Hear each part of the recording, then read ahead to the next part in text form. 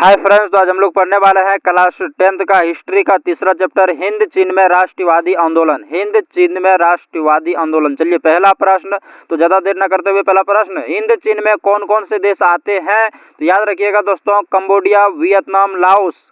चलिए question number 2, Hind चीन में बसने वाले फ्रांसीसी कहे जाते थे, कोलोन कहे जाते थे। याद रखिएगा दोस्तों। क्वेश्चन नंबर 3, नरोत्तम सिंघानुक कहाँ के शासक थे? तो कंबोडिया के। याद रखिएगा दोस्तों, कंबोडिया के। चलिए क्वेश्चन नंबर 4, जो कि बहुत बार पूछा गया प्रश्न है, अंकोर वाट का मंदिर कहाँ स्थित है? कंबोडिया में। अंकोर वाट का मंदिर कहाँ स्थित है? कंबोडिया में। चलिए question number 5, the history of the loss of Vietnam किसने लिखा? याद रखिएगा, फान बोई चाउ ने। The history of the loss of Vietnam किसने लिखा है? तो फान बोई चाउ ने। चलिए क्वेश्चन नंबर 6, हुआ हुआ आंदोलन किस प्रकृति का था? तो क्रांतिकारी धार्मिक। क्रांतिकारी धार्मिक। चलिए क्वेश्चन नंबर 7, वियतनाम में टोकिन फ्री स्कल की स्थापना कब हुई थी? 1907 में। याद रखिएगा दोस्तों, 1907 में। क्वेश्चन नंबर 8, हनोई समझौता कब हुआ था? याद रखिएगा दोस्तों, 6 मार्च 1946 को। 6 मार्च 1946 को। क्वेश्चन नंबर 9, निम्नलिखित में से किस प्रसिद्ध दार्शनिक ने एक अदालत अमेरिका को वियतनाम युद्ध के लिए दोषी करार दिया?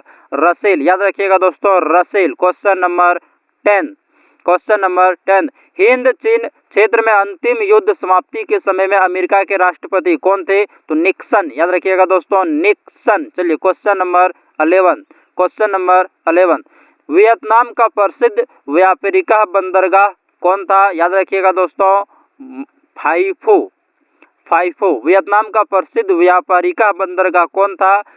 फाइफो। चलिए क्वेश्चन नंबर 12, वियतनाम में रहने वाले फ्रांसीसी क्या कहलाते थे? याद रखिएगा, कोलोन। वियतनाम में रहने वाले फ्रांसीसी क्या कहलाते थे? कोलोन। चलिए क्वेश्चन नंबर 13, कंबोडिया को स्वतंत्र राज्य की मान्यता कब प्राप्त हुई? 1954 में। 1954 में। याद रखिएगा। क्वेश्चन नंबर 14, दिएन वियन फू के युद्ध में किसकी हार हुई? तो फ्रांस की। दिएन वियन फू के युद्ध में किसकी हार हुई? तो फ्रांस की। चलिए क्वेश्चन नंबर 15, हिंद चीन पहुंचने वाले प्रथम व्यापारी कौन थे? पुर्तगाली। हिंद चीन पहुंचने वाले प्रथम व्यापारी कौन थे? पुर्तगाली। चलिए question number 16, question number 16, Hind चीन में कोलोन किन्हें कहा जाता था? याद रखिएगा दोस्तों, हिंद चीन में कोलोन किन्हें कहा जाता था? फ्रांसीसियों को। याद रखिएगा, फ्रांसीसियों को।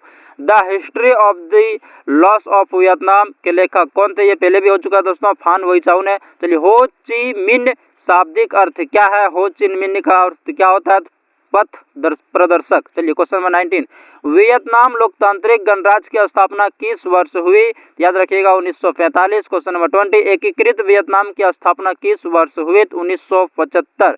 1975। क्वेश्चन नंबर 21, मार्च 1946 में फ्रांस और वियतनाम में कौन सा समझौता हुआ था? हनोई समझौता। याद रखिएगा, हनोई समझौता। चलिए क्वेश्चन नंबर 22, किस विख्यात दार्शनिक ने अदालत लगाकर अमेरिका को वियतनामी युद्ध के लिए दोषी ठहराया? याद रखिएगा, रसेल। ये पहले भी हो चुका है, रसेल। चलिए क्वेश्चन नंबर 23, किस राष्ट्रपति के शासन काल में अमेरिका ने पहली बार वियतनाम युद्ध में भाग लिया? तो आर निक्सन।